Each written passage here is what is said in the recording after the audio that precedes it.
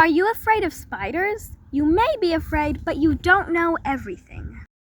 In this episode of Spiders, we will be talking about daddy longlegs. A common misconception is that these are actually spiders, but then they're also confused with daddy longlegs spiders, but those are a different story.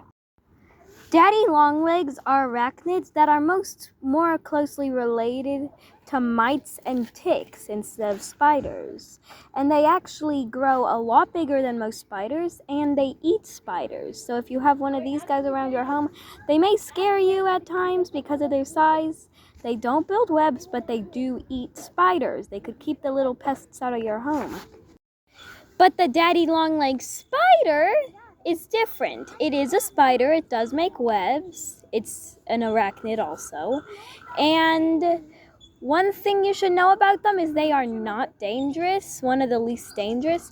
Their actual name is the cellar spider. And yeah.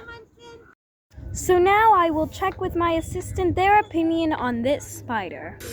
Okay, so the first part isn't a spider, but the second part is. And I actually had one of those in my house. And my siblings and my mom named him King Bob. And he ended up dying. And then they keep getting a new cellar spider in the house. And they keep naming it King Bob, which is kind of sad. And it's an okay spider. It's just, I'm terrified of spiders. Okay? And Now tell them your opinion on the harvest bed. yeah. The daddy longlegs. So the daddy longlegs, though, that's a different story.